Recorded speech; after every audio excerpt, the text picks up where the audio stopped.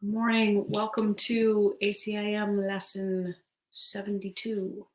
Holding grievances is an attack on God's plan for salvation.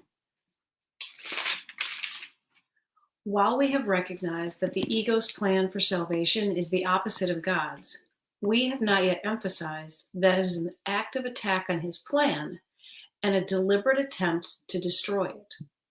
In the attack, God has assigned the attributes which are actually associated with the ego, while the ego appears to take on the attributes of God.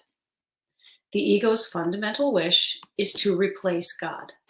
In fact, the ego is the physical embodiment of that wish. For it is that wish that seems to surround the mind with a body, keeping it separate and alone and unable to reach other minds except through the body that was made to imprison it. The limit on communication cannot be the best means to expand communication. Yet the ego would have you believe this. Although the attempt to keep the limitations that a body would impose is obvious here, it is perhaps not so apparent why holding grievances is an attack on God's plan for salvation. But let us consider the kinds of things you are apt to hold grievances for. Are they not always associated with something a body does? A person says something you don't like. He does something that displeases you. He betrays his hostile thoughts in his behavior. You are not dealing here with what the person is. On the contrary, you are exclusively concerned with what he does in a body. You are doing more than failing to help in freeing him from the body's limitations. You are actively trying to hold him to it by confusing it with him and judging them as one. Herein is God attacked, for if his son is only a body, so must he be as well. A creator wholly unlike his creation is inconceivable. If God is a body, what must his plan for salvation be? What could it be but death? In trying to present himself as the author of life and not of death, he is a liar and a deceiver, full of false promises and offering illusions in place of truth. The body's apparent reality makes this view of God quite convincing. In fact, if the body were real, it would be difficult indeed to escape this conclusion. And every grievance that you hold insists that the body is real. It overlooks entirely what your brother is. It reinforces your belief that he is a body and condemns him for it. And it asserts that his salvation must be death, projecting this attack onto God and holding him responsible for it. To this carefully prepared arena, where angry animals seek for prey and mercy cannot enter,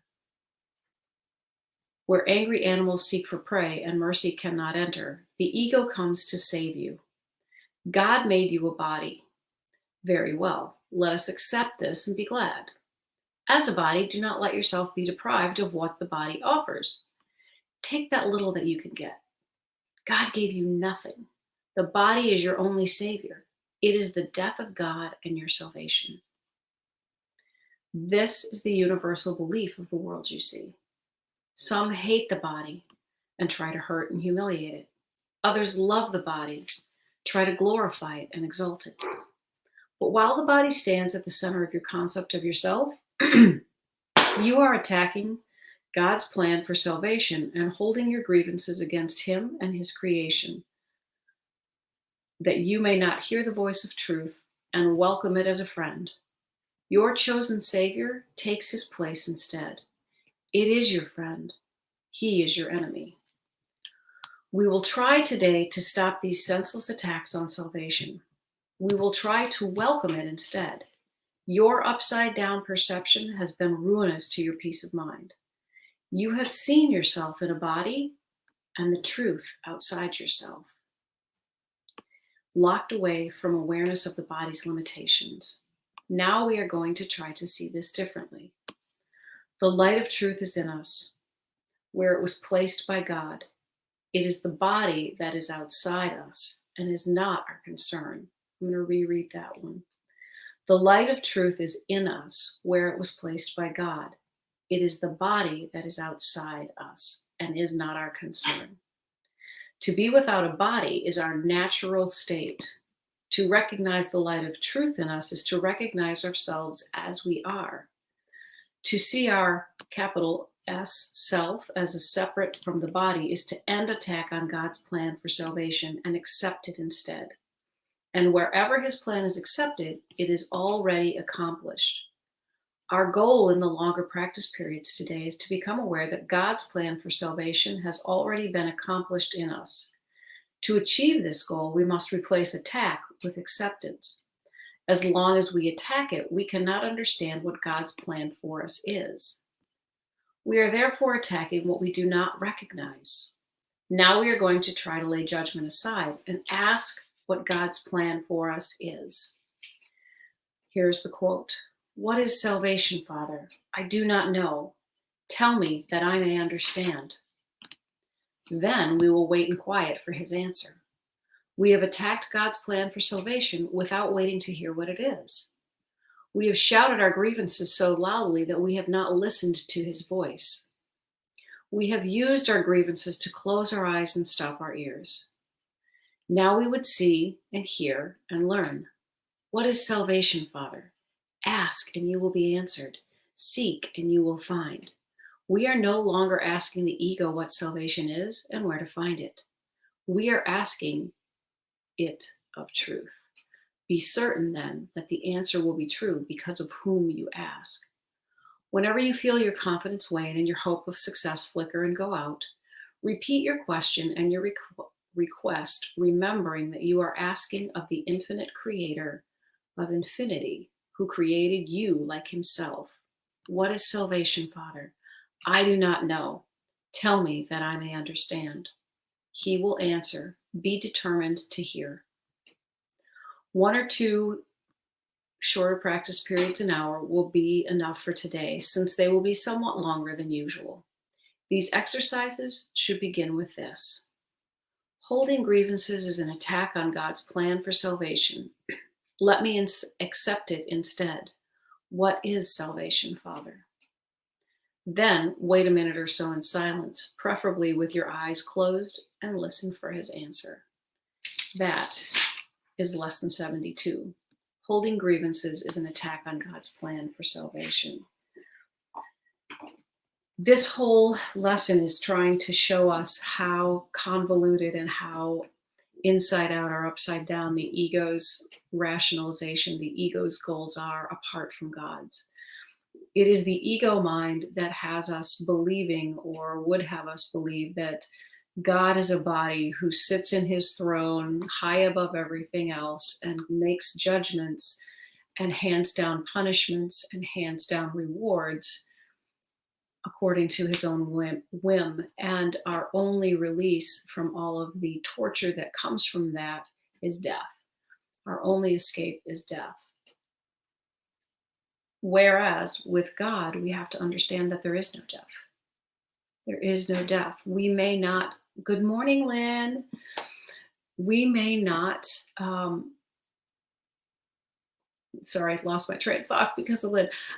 We may lose the body, but we are not our bodies. It's kind of like changing your clothes. At the end of a day, you take off the clothes you were wearing and you put on something else later.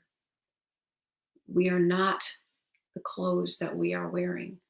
And when we attack others, we are always attacking them as a body. We are attacking them by an action or a word or a belief of what they did, as opposed to looking at who they truly are.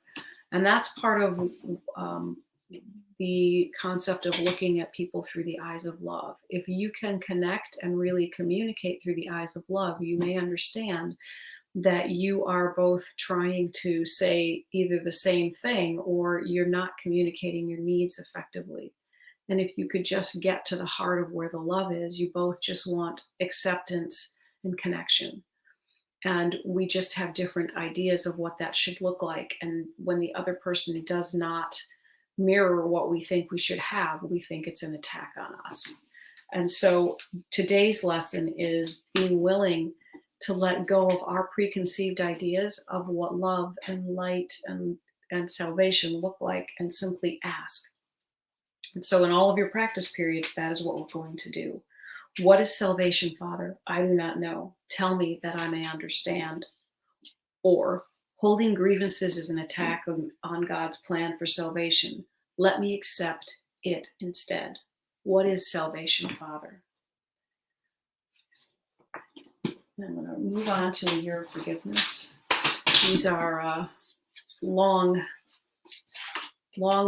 readings today. I think this one might be long as well. Okay. You are blessed beings indeed. I am that one that you know as Jesus. This lesson brings to mind things like gossip and telling stories about people. It is important for you, when you witness these behaviors in yourself, to use these lessons as a counter to that tendency. Now remember, this is a training program. We do not seek for perfection from you. You are learning how to behave completely differently. You are learning how to completely understand a new way to look at things, a new language. You would not expect yourself to learn fluent Russian in a month or a year. You understand you must immerse yourself in a practice to learn another language. You must even travel to another country to truly become bilingual. That is what we really seek to do here. We seek to teach you another language. When you reflect on your behaviors you witness in yourself, first of all, acknowledge that you witness them. There is a behavior, a body saying things, and then there is you, your mind, your higher self, saying, look at you gossiping about Susie or Jane. Who is the witness? The witness is the being connected to source, your higher self. The body playing out the ego's plan for salvation can be seen and witnessed by you. So we do not want you to identify with the you with the small y that gossips. We want you to step back and be the big you with the big Y, the one who is aware, and say, look at what you're doing. There are two yous. How interesting. Who is in charge here for this body? This is what we want you to see, the unevolved and evolved aspects of your consciousness. The unevolved is the body-identified ego consciousness that seeks to attack, divide, conquer, and take. Then there is the other, observant, less reactive, kinder, loving, and aware part of your consciousness. We seek to develop that one as the predominant energy. The trouble with these systems is they are complete systems. So when you are in the ego, you are not observing the ego. When you are angry at someone, you are down in the battleground. When you observe your behavior, you have stepped above the battleground and can make different decisions. Observe where you play out your grievances. Observe where you tell stories about people. Observe that and begin to witness how you understand that there are two yous here. There is the one in the battleground that takes over sometimes, and then there's a loving, kind, seeking, and awakening part of your consciousness. Some mythologies describe this as the dark wolf or the black wolf and the white wolf. Which one do you feed? We now only feed the white wolf. We now only feed that conscious, loving awareness. Observe when you do these negative behaviors and understand that it is not who you are. Let them go and see that this behavior separates you from rising above the battleground. Every time you step down into your grievances, you are at war. Well, that's a good line. Every time you step down into your grievances, you are at war. You are in it. You suffer, not because you are being punished, but because you are down in the battleground in dualistic teachings. You are in the, there are good guys and bad guys, and I am the innocent one, and you are the bad one. This is why forgiveness is such an important practice. In practicing forgiveness, once you've participated in the dualistic background, you once again step above the battleground and say, I do not want to continue that war I participated in. As you evolve, as you learn, practice, and come to identify with these lessons in this teaching, you find more peace. You begin to choose voluntarily to step above the battleground. You see that indulging your grievances is not worth it. You do not like that feeling. You do not like the seeds it sows, and you do not like the bitter crop that is the harvest. I am that one that you know as Jesus, and we will see you again tomorrow. As I am reading that, I am drawn to moments when I hear myself saying things that are attacks on other people, calling people out on things, or telling them, accusing them of things, acting defensively. And when I'm hearing it coming out of my mouth, there is that part of me that's saying, that's not what you want to do. Is that really the way that you want to take that? And you're trying to reach out and pull it back before you're saying it. But when our ego is enmeshed in that battleground, when our ego is enmeshed in the attack and defend, it is in such a frenzy that it's really hard to pull it back. And so the more that we practice and prepare, the more that we ask God, what is salvation? The more that we seek to become clear about what we are doing, what our purpose is, how we find the truth in who we are, the more effectively we can pull back in those moments where we begin to attack. Again, I know I've used this a lot, but it's like the drills that the EMS people do, that you do with CPR. It's we review and we review and we review so that the knee-jerk reaction, the immediate response, becomes the one that we want and not the fear-based response. And isn't it interesting that in the medical profession, we train so that we can do the correct response, the loving response, rather than the fear-based response? Because when we are faced with those crisis situations, oftentimes we are facing fear.